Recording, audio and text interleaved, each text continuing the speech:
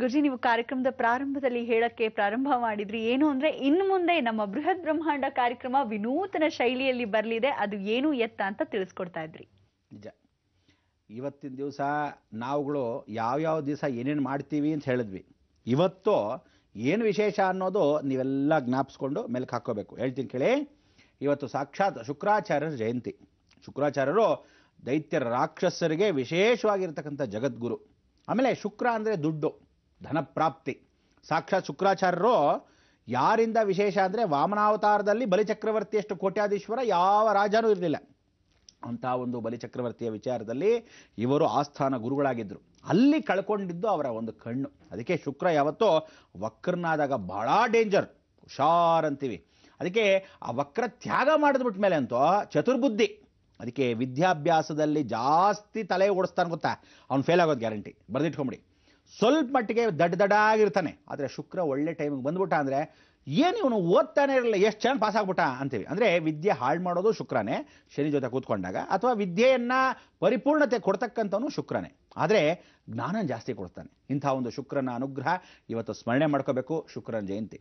ಆಮೇಲೆ ಎಲ್ಲರಿಗೂ ಹಬ್ಬದ ಶುಭಾಶಯಗಳು. ನಿಮಗೇನು ಹಬ್ಬದ ಶುಭಾಶಯಗಳು ಹೇಳ್ತಾ ಇದ್ದೀನಿ ಅಂದರೆ, ನಮಗೇನೋ ಉಗಾದಿ ಹಬ್ಬ ಮುಗ್ದೋಯ್ತು, ಆದರೆ ಸೌರಮಾನ ಉಗಾದಿ ಅಂದರೆ ಇವತ್ತಿನ ದಿವಸ ತಮಿಳುನಾಡಿಗೆ, ಕೇರಳ ಪ್ರಾಂತದವರಿಗೆಲ್ಲರಿಗೂ ಸೌರಮಾನ ಉಗಾದಿ. ಅದಕ್ಕೆ ನಿಮ್ಮೆಲ್ಲರ ಸೌರಮಾನ ಉಗಾದಿಗೆ ಶುಭಾಶಯಗಳು, ಪರಿಪೂರ್ಣ ಅನುಗ್ರಹ ಸಿಗಲಿ. ಯಾಕೆಂದರೆ ಸೂರ್ಯನ ಪ್ರಾರ್ಥನೆ ಮಾಡ್ಕೊಳ್ಳೋಂಥ ನಿಮ್ಮೆಲ್ಲರಿಗೂ ಅಭಿವೃದ್ಧಿಪೂರ್ವಕವಾಗಿ ಆ ಭಗವಂತ ಇವತ್ತಿಂದ ಹೊಸ ವರ್ಷ ಪ್ರಾರಂಭ. ನಮಗೆ ಪಾಪ 15 ದಿವಸಕ್ಕೆ ಮೊದಲು, ನಿಮ್ಗೆ 15 ದಿವಸ ಆದಮೇಲೆ. ಪಾಪ ಇನ್ನು ಅಮೇರಿಕಾದವ್ರು ಇನ್ನೇನು ಮಾಡ್ತಾರೆ, ನಮ್ದೆಲ್ಲ ಆದಮೇಲೆ ಅಂತ. ಹಾಗೆ ಜೀವನದಲ್ಲಿ ಒಬ್ಬನಿಗೆ ಸೂರ್ಯ ಇವತ್ತು ಕಂಡಾಗ ಇನ್ನೊಬ್ಬನಿಗೆ ಪ್ರಪಂಚದಲ್ಲಿ ಸೂರ್ಯ ನಾಳೆ ಕಾಣ್ತಾನೆ ಅಂತ. ಅಂದರೆ ಅರ್ಥ ಏನೋ, ಇವತ್ತು ನಮಗೆ ಬೆಳಗ್ಗೆ, ಅವ್ರಿಗೆ ರಾತ್ರಿ, ನಮಗೆ ರಾತ್ರಿ ಆದಾಗ ಅವ್ರಿಗೆ ಬೆಳಗ್ಗೆ. ಅಂದರೆ 24 ಅವರ್ಸ್ ದಾಟದ ಮೇಲೆ ಇನ್ನೊಬ್ಬನಿಗೆ ಮತ್ತೆ ಸೂರ್ಯ ಕಾಣ್ತಾನೆ, ಇನ್ನೊಂದು ದಿನ ಆಗತ್ತೆ. ನೋಡಿ, ಪ್ರಪಂಚದಲ್ಲೇ ಇಷ್ಟೆಲ್ಲ ಇಟ್ಟಿರಬೇಕಾದ್ರೆ ಇನ್ನು ಭಗವಂತ ಒಂದೇ ಸೂರ್ಯನ ಈ ಕಡೆ ಬೆಳಕು, ಆ ಕಡೆ ರಾತ್ರಿ, ಎಷ್ಟು ಪ್ರಕೃತಿಯನ್ನು ಎಷ್ಟು ಚೆನ್ನಾಗಿ ಆಟ ಆಡಿಸ್ತಾನೆ ಅಂದರೆ ಇನ್ನು ಅವನೆಷ್ಟು ಮೇಧಾವಿ, ಎಂಥ ಮೇಘಶಾಲಿಯಾಗಿರ್ತಕ್ಕಂಥ ಪರಮಾತ್ಮ ಅಂತೀರ. ಇವತ್ತು ಇನ್ನೊಂದೇನು ಗೊತ್ತಾ, ಯಾರ್ಯಾರು ತರ್ಪಣಗಳನ್ನು ಬಿಡ್ತೀರೋ ವಿಶೇಷವಾಗಿ ಆ ತರ್ಪಣಗಳನ್ನು ಬಿಡಬೇಕು. ನಮ್ಮ ಕಾರ್ಯಕ್ರಮ ಇನ್ನೇನು ಮುಗಿತಾ ಬಂದಾಗ ಕರೆಕ್ಟಾಗಿ 10:45. ಸೊ ಅದಕ್ಕೆ ಎಲ್ಲರಿಗೂ ಈಗಲೇ ಎಲ್ಲರೂ ಫೋನ್ಗಳು ಮಾಡ್ಕೊಂಬಿಟ್ಟು ಅರ್ಚಕರನ್ನೆಲ್ಲ ಕರ್ಸ್ಕೊಂಬಿಡಿ ನಿಮ್ಮ ಮನೆಗೆ.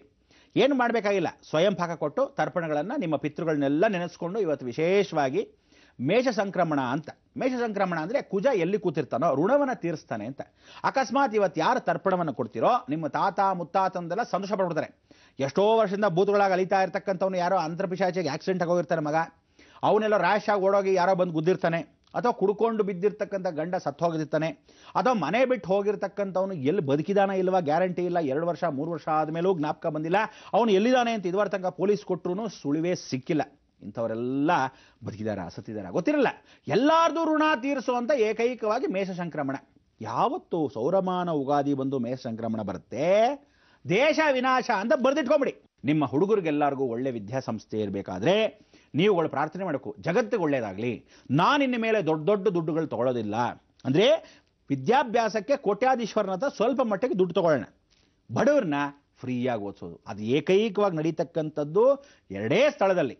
ಒಂದು ವಿಶೇಷವಾಗಿ ಸಿದ್ಧಗಂಗೆ ಮಠದಲ್ಲಿ. ಇವತ್ತು ಎಷ್ಟು ಜನ ಅನಾಥ ಮಕ್ಕಳಿಗೆ ಒಳ್ಳೆಯ ವಿದ್ಯಾಭ್ಯಾಸವನ್ನು ಕೊಟ್ಟಿರ್ತಕ್ಕಂಥ ಗುರುಗಳು ಎಷ್ಟು ಮೇಲ್ಮಟ್ಟಿಗೆ ಆ ಹುಡುಗರನ್ನ ತಂದಿದ್ದಾರೆ ಅಂದರೆ, ಒಬ್ಬೊಬ್ಬನು doctor, engineer, professor, IAS officers, ಎಂತೆಂಥವ್ರು ಎಂಥ ಪದವಿಗಳಲ್ಲಿದ್ದಾರೆ ಗೊತ್ತಾ. ಇವತ್ತು ಎಷ್ಟೋ ಜನ ಆ ವಿದ್ಯಾಸಂಸ್ಥೆಯಲ್ಲಿ ಓದಿ ಅನಾಥರಾಗಿದ್ದಾಗ, ಯಾರೂ ಇಲ್ದಿದ್ದಾಗ ಇದ್ದಿದ್ದೊಬ್ಬರೇ ಜಗದ್ಗುರು. ಅಂಥ ಒಂದು ಗುರು ಸದ್ಗುರು ನಾ ಭೂತವನ್ನ ಭವಿಷ್ಯത്തിന് ಮತ್ತೆ ನಿಮಗೆ ಅಂಥ ಗುರುಗಳು ಭೂಮಿಯಲ್ಲಿ ಹುಟ್ಟುತ್ತಾರಾ? ಸಿಗಲ್ಲ. ಅದಕ್ಕೆ ಹೇಳ್ತಿದ್ದೀನಿ, ಅಂತಹ 104 ವರ್ಷಗಳ ಕಾಲಿಟ್ಟಿರ್ತಕ್ಕಂಥ ಹಣ್ಣಾಗಿರ್ತಕ್ಕಂಥ ಒಳ್ಳೆ ಹೃದಯಶಾಲಿ, ಒಳ್ಳೆ ಮನಹಾನ್ ಚೇತನ, ಅಂಥ ಒಂದು ಚೇತನಕ್ಕೆ ನಾವುಗಳೆಲ್ಲ ಏನು ಮಾಡ್ತಿದ್ದೀವಿ, ಪಾದಾರವಿಂದಕ್ಕೆ ಪುಷ್ಪಮಾಲಿಕೆಯನ್ನು ಅರ್ಪಿಸ್ತಾ ಇದ್ದೀವಿ. ಹೇಗೆ ಜೀ ಕನ್ನಡ ವಾಹಿನಿಯಿಂದ ಮೊಟ್ಟ ಮೊದಲ ಬಾರಿಗೆ ಯಾರು ನಾ ಭೂತವನ್ನ ಭವಿಷ್ಯತೆ ಮಾಡದೇ ಇರತಕ್ಕಂಥ 10 ದಿವಸಗಳ ವಿಶೇಷವಾಗಿರ್ತಕ್ಕಂಥ ಕಾರ್ಯಕ್ರಮ ಇದು ಸೋಮವಾರದಿಂದ ಪ್ರಾರಂಭ ಆಗುತ್ತೆ. ಜ್ಞಾನಗಂಗೆ ಸಿದ್ಧಗಂಗೆ, ಜ್ಞಾಪಕ ಇಟ್ಕೊಳ್ಳಿ.